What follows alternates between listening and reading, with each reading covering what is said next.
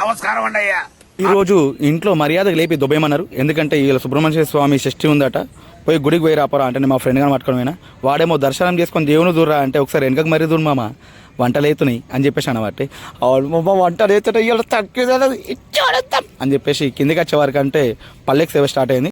పల్లెకి సేవలో కూడా దేవుడు సేవ చేసుకొని అట్లనే మా ఫ్రెండ్ గారి కడుపులో గిర్రని తిరుగుతుందంటే సరే బయటకు పోదామని చెప్పేసి బయటకు పోయినాము. చూడండి ఆ జంగల్ ఎట్లున్నదో, ఇంకా దూరం పోవాలా. అసలు మేము ఎందుకు పోతున్నామో మీకు ఇప్పటికే అర్థమై ఉండాలి. అంటే మా ఫ్రెండ్ గారు ఫోన్ చేసి దొబ్బేస్తుంది తొందర రండ్రా బాబు అని అంటే దేని గురించి రావాలి బే అంటే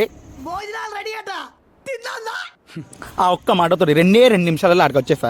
చూస్తే అంత పబ్లిక్ ఏం లేరు కానీ అన్నం అయితే గరం గరం ఇచ్చిర్రు.